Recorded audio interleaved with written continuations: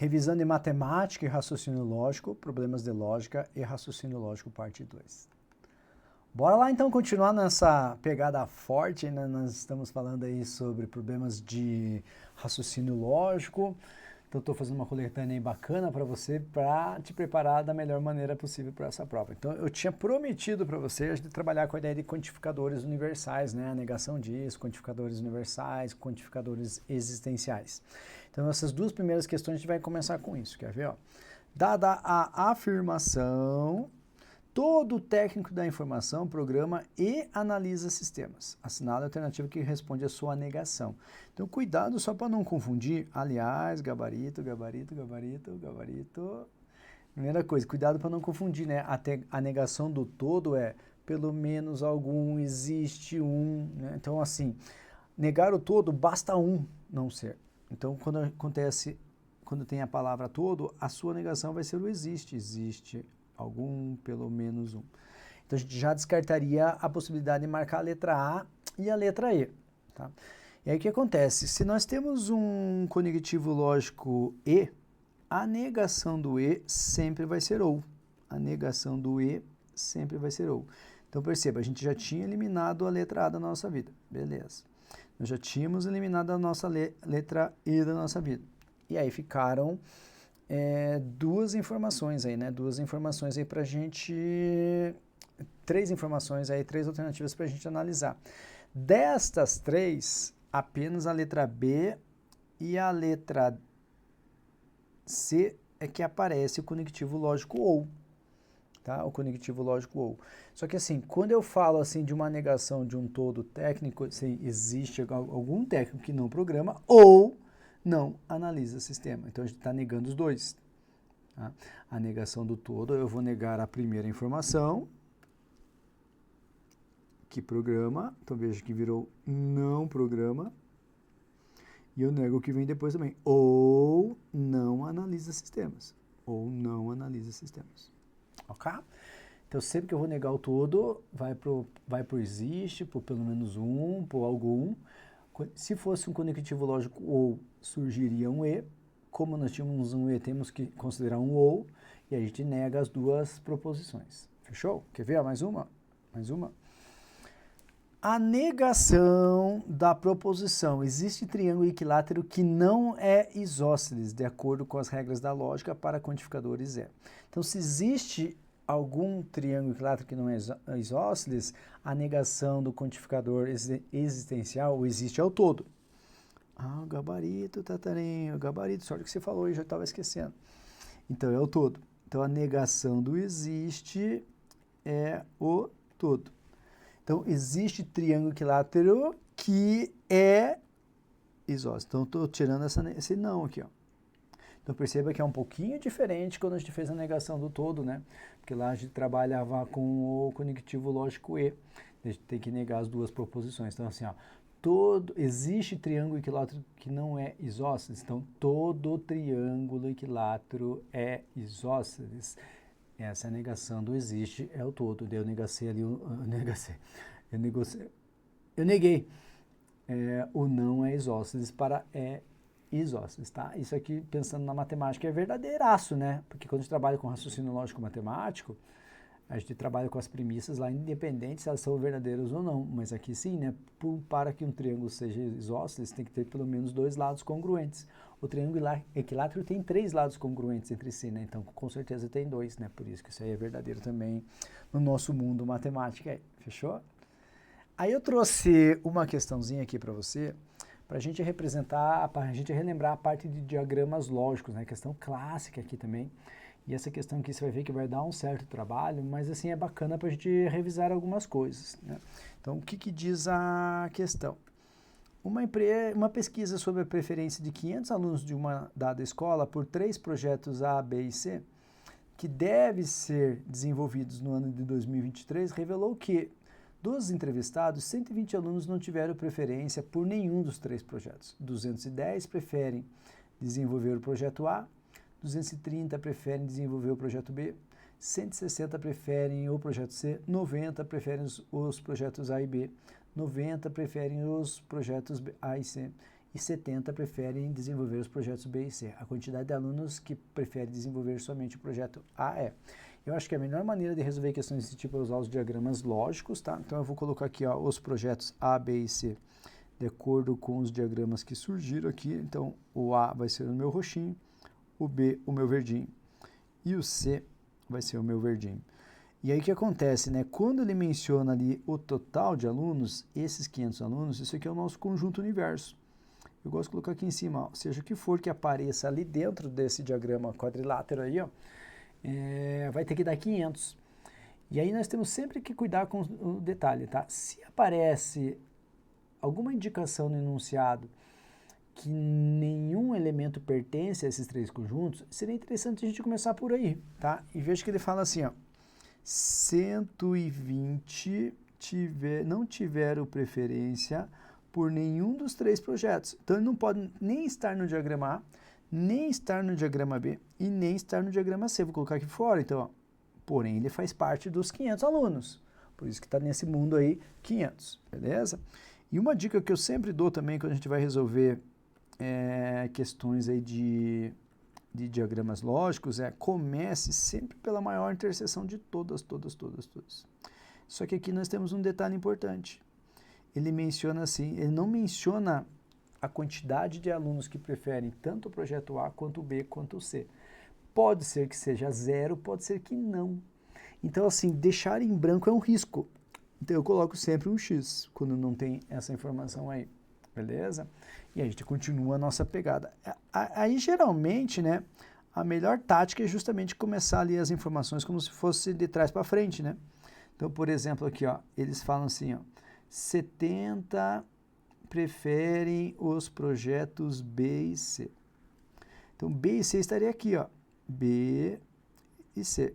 Então, aqui tem que aparecer 70, aquilo que eu te falei, ó, se aquela região que eu coloquei X for 0, tudo bem eu colocar um 70 aqui, ó. Mas se o X não for 0, porque se o X for 10, por exemplo, ficou 80 aí, não está errado? Então, nós temos que considerar aquele X ali. Geralmente, a gente faz assim, ó, um 70 menos X. Porque seja qual for o valor que a gente coloque no X, tanto sendo 0 quanto qualquer outro valor ali, claro, né, a gente está falando de quantidade de pessoas, então um valor positivo, vai interferir ali nesse cálculo ali dos que preferem os projetos A e C, tá? B e C. Falei A e C, mas é B e C. Que mais? Ó, próxima informação. Agora a gente vai para o A e C, né? A gente vai para o A e C. Quantos que preferem os projetos A e C? São 90. Então, aqui nessa região aqui, ó, em comum entre A e C, tem que dar 90. Porém, eu não sei o que vai aparecer aqui naquele X ali. Seja qual for a quantidade, eu tenho que desconsiderar A para não contar em duplicidade. E a gente segue esse padrão aí, né? Não esquecendo disso, né? Segue o padrão. Nós temos mais uma informação aqui para analisar. A próxima informação é 90 preferem os projetos A e B. Então, aqui, né? 90. Então, do mesmo jeito que a gente fez anteriormente, ó, não sei o que vai aparecer nesse X aí. Então, eu tenho que considerar que nessa região que estava em branco aqui, eu vou colocar um 90 menos X. Quando aparecer o valor do X, a gente já desconta. Beleza. O que mais que nós temos de informação aí? Ele fala assim, ó, alguns preferem o projeto C, né? 160 preferem o projeto C.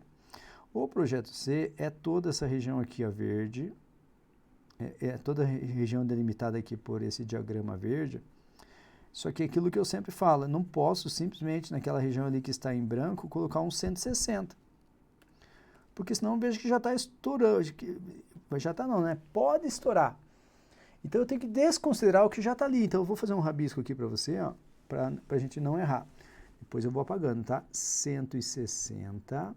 Eu tenho que tirar tudo que já tem ali, ó. O 90 menos x, juntando com o pedaço x, juntando com o pedaço 70 menos x. Então, aqueles diagramas ali que eu já tinha assinalado valores, ó, eu tenho que tirar do 160. Então, isso aqui, perceba que vai ficar assim, ó, 160 menos. Dentro do parênteses tem 90 mais 70, que é 160. Este x aqui, ó, menos, cancela com esse x aqui mais, sobra só o menos x, 160 menos x. Olha que curiosidade, ficou 160 menos 160, não esquece que é menos com menos, ó, mais x. Então, vai ficar somente um x. Então, veja, o mesmo valor x que vai aparecer lá na intersecção dos três conjuntos vai ser o valor que vai representar aqui essa região que estava em branco. Eu vou fazer ali o outro também, ó, bem passo a passo com você. É estilo um rascunhão aqui, né? Só para a gente relembrar mesmo. Mas é para você acompanhar e entender o porquê que eu estou colocando esses valores, né? Para não ficar bem aleatório ali para você. A gente já falou do C, então veja, 230 preferem desenvolver o projeto B. Da mesma forma, é esse diagrama vermelho.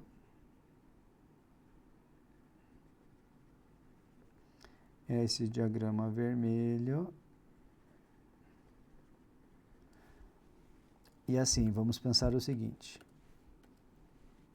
Eu não posso colocar aqui também 230 de jeito nenhum, senão pode estourar, né? Porque vão aparecer alguma coisa, geralmente aparece, né? É dificilmente zerar tudo, né? Então eu tenho que tirar aquele 90 menos x que eu já tinha representado. O x também tem que tirar.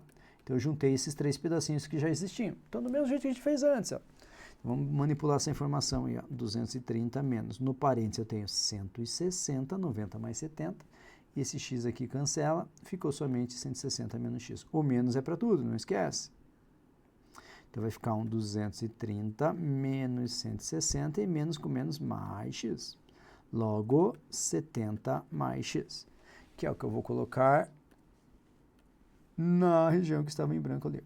Então aqui vai ficar um 70 mais x. Seja qual for o valor de x, vai ser acrescentado a 70. E seguindo essa linha de raciocínio, né? Falta a informação ali do conjunto A. Mas que também vai ser a mesma ideia, né, que a gente fez anteriormente aí. Fechou? Vamos lá, então. 210 preferem desenvolver o projeto A. Então, de novo, ó, projeto A, diagrama roxinho. Não posso colocar somente o 210 ali, simplesmente, porque senão a gente pode estar contando em duplicidade alguma coisa. Mas nada impede de eu colocar aqui como um rascunho. E aí eu tenho que tirar os três pedacinhos ali que eu destaquei também para você. Então, na verdade verdadeira, nós vamos ter aí um 210 menos. Vamos juntar os três pedacinhos, ó, 90 menos x, junta com 90 menos x, junta com o x. Então, perceba que eu consigo melhorar aquele parênteses ali, né? 210 menos 90 mais 90 é 180. E esse x aqui vai cancelar com esse x. E ficou 90 mais 90 é 180 menos x. Então, vai ficar um 210, esse menos aqui vai para o 180 e vai para o menos x também. Então, menos 180, menos com menos, mais x.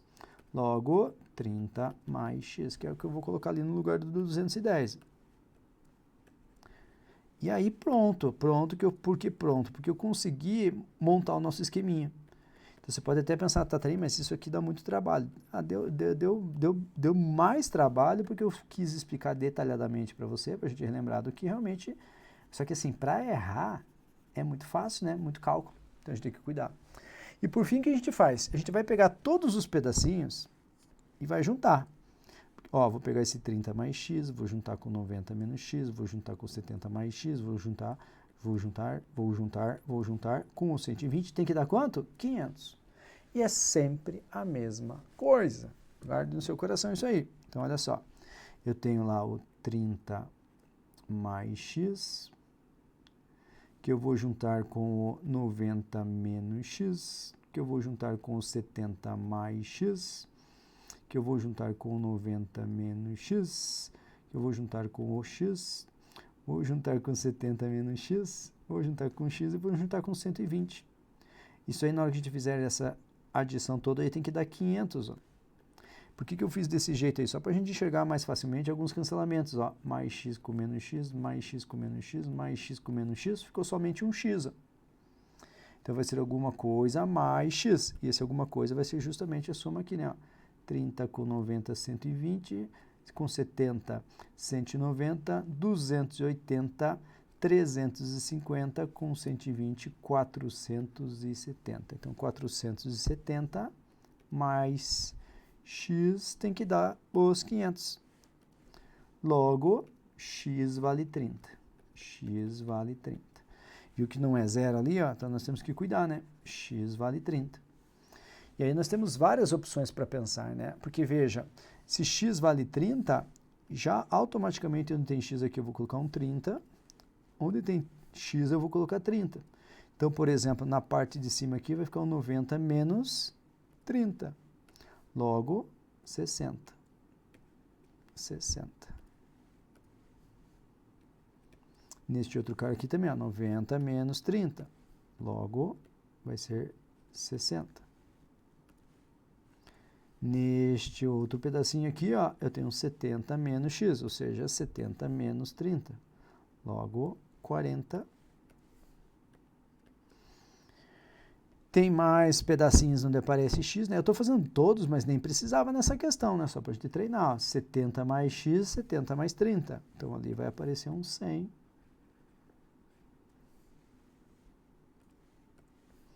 E quanto mais rápido você fizer, melhor. Claro que x eu vou colocar só um 30, né? X eu vou colocar só um 30. E por fim, 30 mais 30.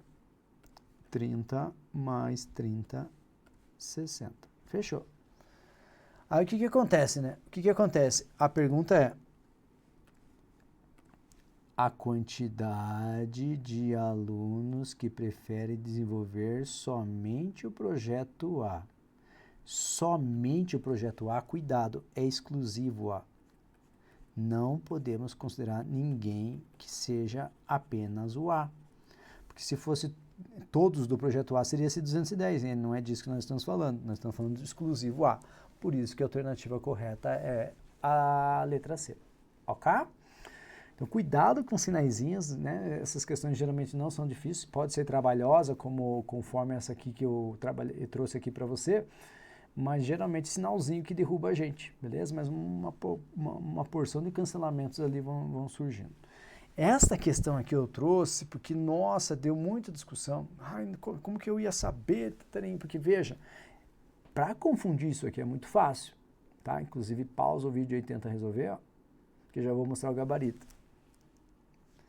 Então, qual que é a ideia, né? Qual que é a ideia? A figura a seguir representa um diagrama lógico composto por 4 conjuntos. Nesse diagrama, há regiões de interseção de 3 e apenas 3 conjuntos, regiões de interseção de 2 e apenas 2 conjuntos, e regiões que são de apenas um conjunto. Nesse diagrama lógico, cada região que possui elementos de apenas um conjunto possui 24 elementos. Em cada região que se caracteriza por uma interseção de 3 e apenas 3 conjuntos possui 40 elementos. Sabe-se que no total são 416 elementos que fazem parte desse diagrama e que o número de elementos que pertence a cada região que se caracteriza por ser uma interseção de 2 e apenas 2 conjuntos é igual entre si. E esse número é. Gente, igual entre si, eu quero saber que esse número vai ser o nosso famoso x, né? Vai ser o nosso famoso x, mas beleza. Vamos começar aqui a trabalhar, eu quero representar com você as informações que nós temos aí de acordo com as regiões. Ele menciona aqui pra gente 24 elementos, ó. Cada região que possui elementos de apenas um conjunto possui 24 elementos. Então, onde que é apenas um conjunto? Aqui, ó, exclusivo A.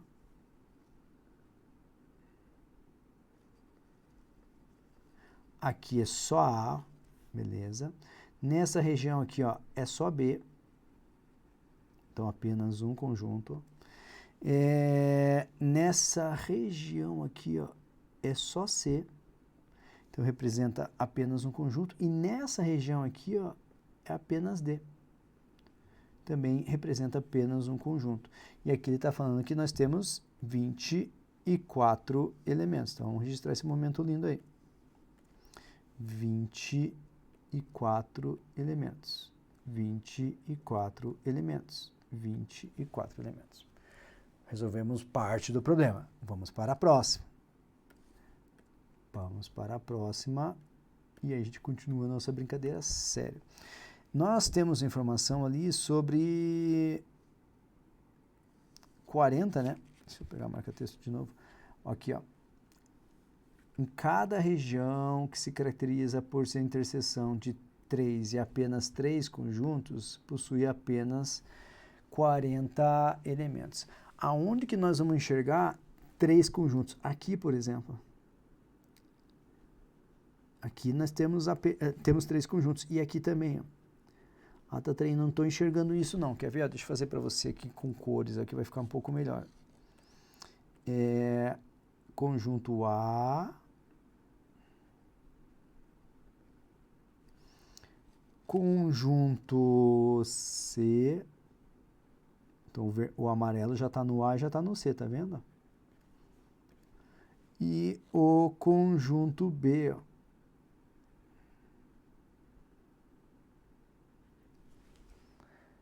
Esses são os 3 conjuntos.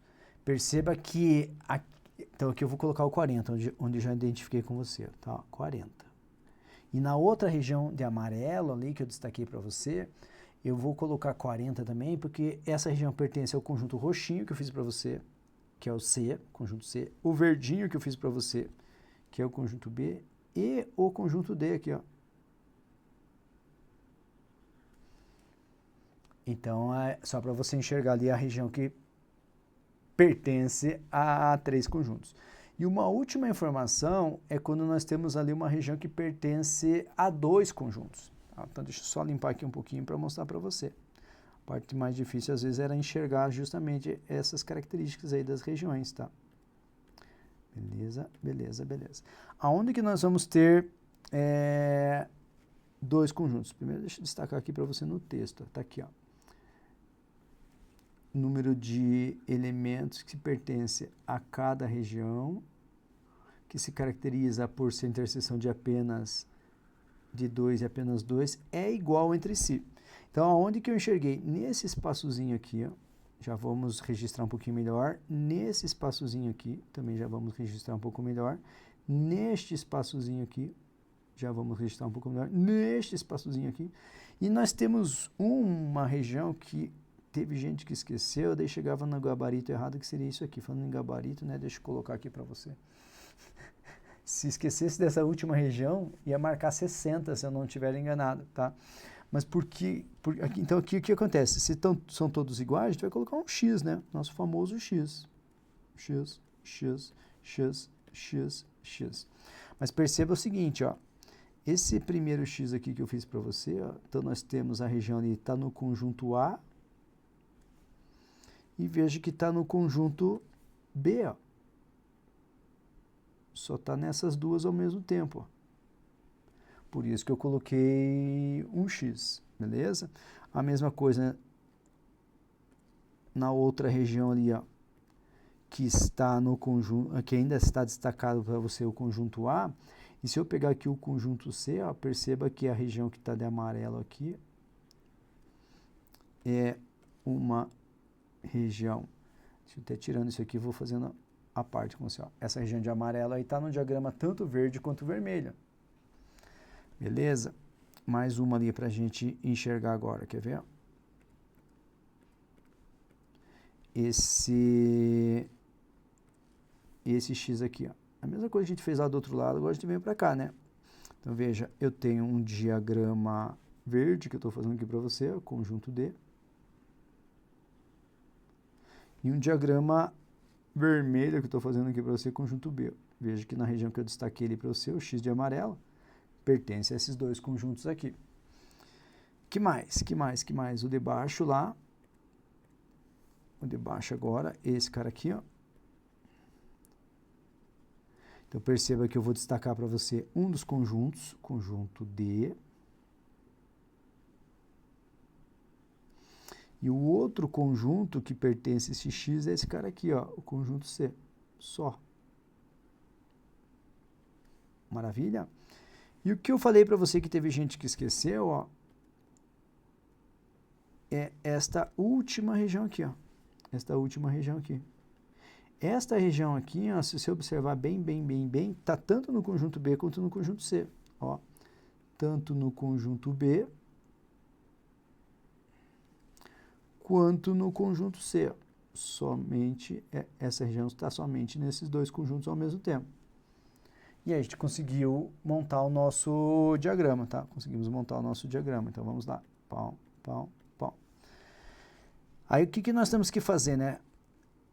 Dentro desse mundo aí, nós temos que lembrar que são 416 elementos que foram distribuídos aí nesse mundo aí. Então, do mesmo jeito que a gente fez a questão anterior, agora nós vamos pegar cada um desses pedacinhos,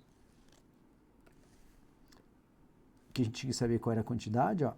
São 4 vezes 24, 2 vezes 40 e 5 vezes x. Então, vamos escrever isso, ó.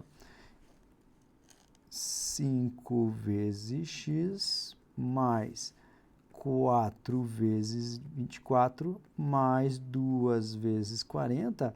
Isso aqui tem que dar 416.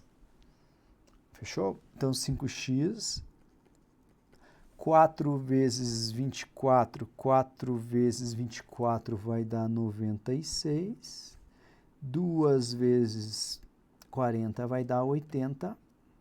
Perceba que eu tenho 176 aqui no primeiro membro da igualdade, no lado esquerdo. E esse 176, vamos isolar o x, né? Vamos jogar lá para o outro lado, jogar com carinho.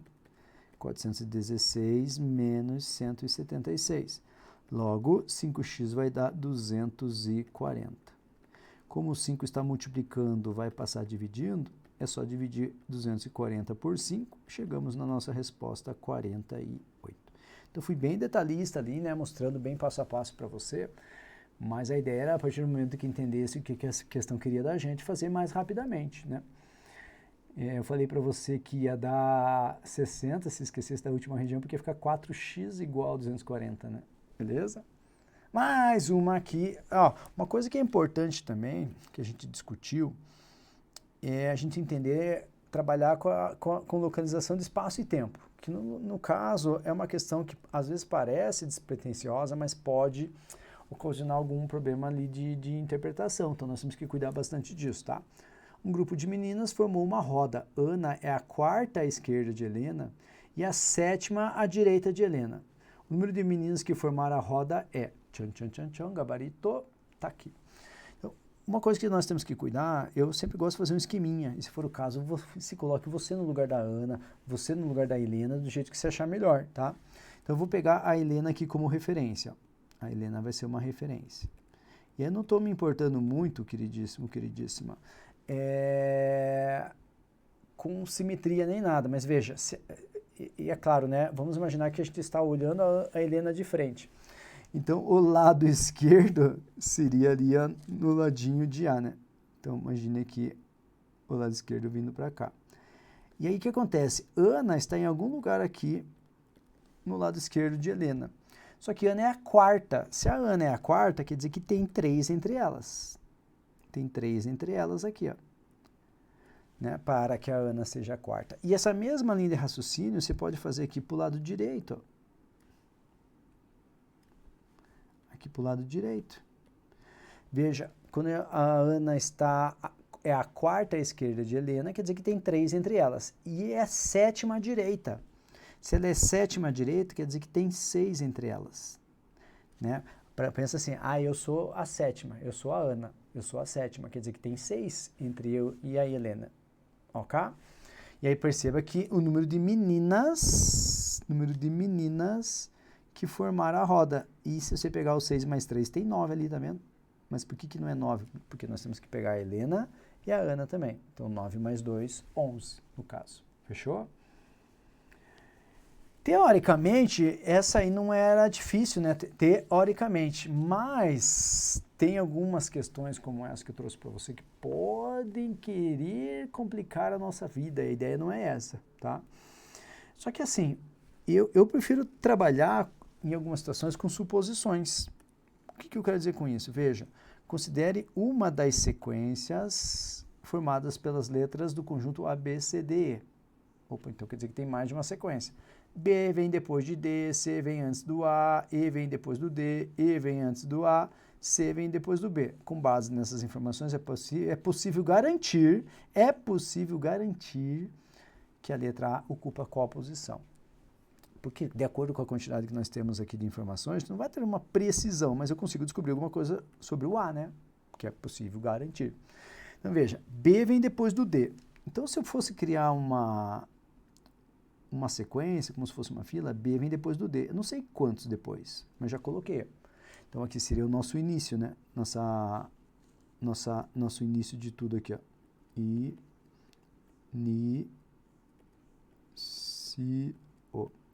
Tá. Agora, C vem antes do A. Complicado, né? Veja, isso aqui eu já analisei, ó. B vem depois do D. Ok, mas C vem antes do A, aí já complicou um pouquinho, né? O que eu poderia olhar, que talvez fosse conveniente para a gente, é atacar a última ali, ó. C vem depois do B. Também não sei se tem alguma coisa entre eles, mas vou deixar um espaçado assim. Beleza.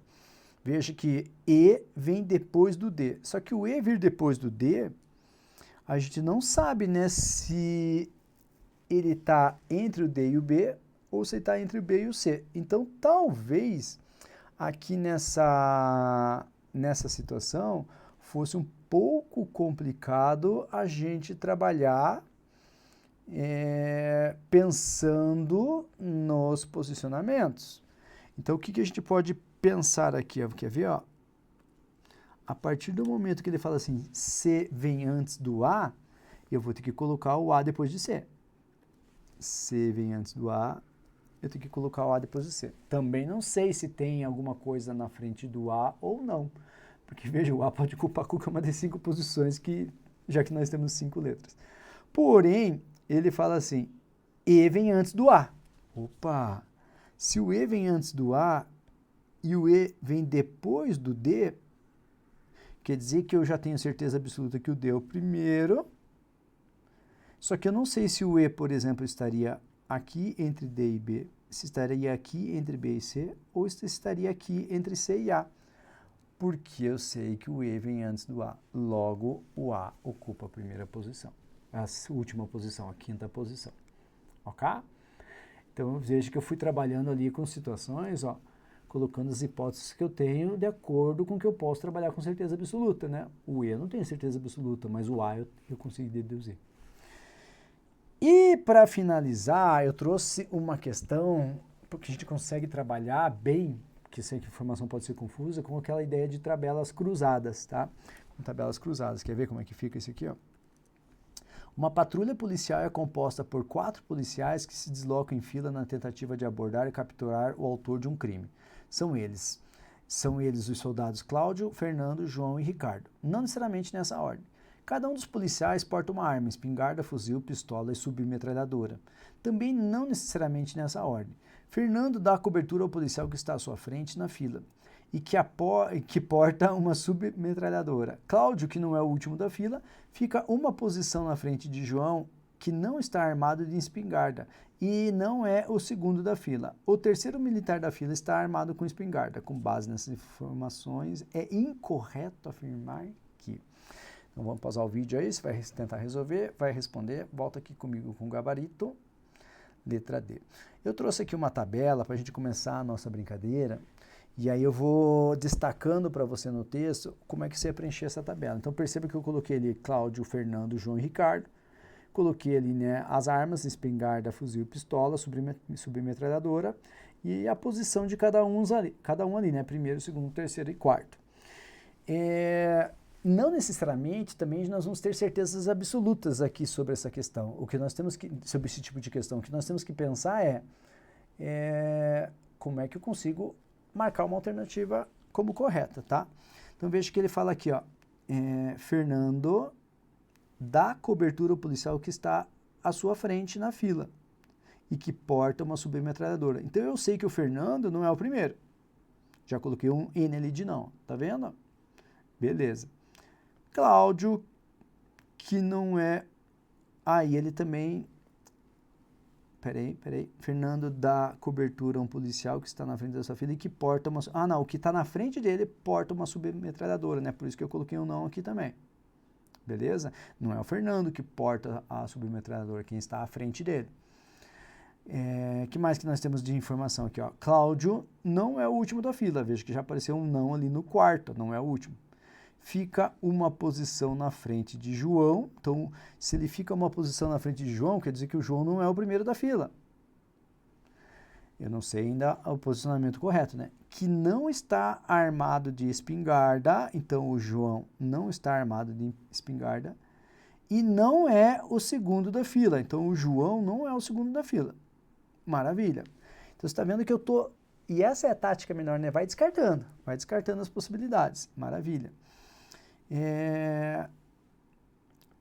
Agora, o que acontece? O terceiro militar da fila está armado de espingarda. Veja, o João não pode ser o terceiro, porque ele não está armado de espingarda. É o terceiro que está armado de espingarda. Consequentemente, então, o João é o quarto da fila. Então, já podemos preencher essa linha inteira aqui do João em relação ao posicionamento, tá? O terceiro militar da fila está armado de espingarda. Então, veja que, por que eu cheguei à conclusão aqui de ser o Cláudio, né? O terceiro militar da fila? Porque aqui nós tínhamos a informação, ó, Cláudio, que não é o último da fila, fica uma posição na frente de João. Se o João é o quarto, Cláudio é o terceiro. Beleza? E aí perceba que eu já consigo fazer algumas deduções, né? O Cláudio, que já é o terceiro, não pode nem ser o primeiro, nem ser o segundo. Né? Porque senão ele estaria ocupando duas posições. E aí eu consigo complementar a tabela. Veja que se eu já tenho S, sim, aqui na quarta posição para o João, ele não pode ser, os demais não podem ser o quarto da fila. E a mesma coisa eu deduzo, ó, para os demais. Veja que o Fernando não é o terceiro da fila, porque a gente já tem um terceiro aqui para o Cláudio, e consequentemente ele não é o Ricardo. Nessa mesma linha, por eliminação, aqui só pode ser um S, então eu descobri que o Fernando é o segundo. E nesta mesma linha, ele não pode ser, o Ricardo não pode ser o segundo. Consequentemente, só faltou a opção do Ricardo ser o primeiro. Então a gente já sabe que o Ricardo é o primeiro, o Fernando é o segundo, o terceiro é o Cláudio e o quarto é o João. E a gente já consegue eliminando alternativas, né? Aí, que mais que nós temos de informação, né? O primeiro, Cláudio, que não é o último da fila, fica na frente de João, que não está... O terceiro militar da fila está armado de espingarda. Então, o terceiro está armado de espingarda. Deixa eu colocar aqui para você. Aqui, ó. O terceiro está armado de espingarda. E eu só pulei aqui o Ricardo, né? O Ricardo está com a submetralhadora, porque quando fala de submetralhadora, está aqui a informação, ó. Fernando dá cobertura ao policial que está na frente da sua fila e que porta uma submetralhadora. Então, Fernando dá cobertura a quem está à sua frente na fila. Como o Fernando é o segundo, quem está à sua frente é o primeiro. E quem é o primeiro porta a submetralhadora. Foi isso que eu fiz aqui para você, tá? O terceiro militar da fila está armado de espingarda. Então, eu coloquei aqui um S para você. E com isso, a gente consegue complementar essa primeira coluna aqui, ó, com N. E veja que eu não consigo preencher toda a tabela, mas eu já consigo ter certeza absoluta que a informação incorreta é do João. João porta uma submetralhadora? Não. Quem que porta a submetralhadora? O Ricardo. Então, tem questões desse tipo aí que a gente não consegue necessariamente preencher toda a tabela, mas a gente consegue fazer deduções, beleza? E aí, o que eu quero pedir para você é que, se você tiver oportunidade de olhar essa aula novamente, claro, né, dentro do possível, você consegue melhorar ali a sua linha de raciocínio em relação aos estudos. E eu espero que você tenha gostado da coletânea de questões que eu trouxe para você, porque, claro, né, dá bastante trabalho, mas a intenção é deixar você o mais preparado, o mais preparada possível para essa prova. Valeu? Até a próxima. Tchau.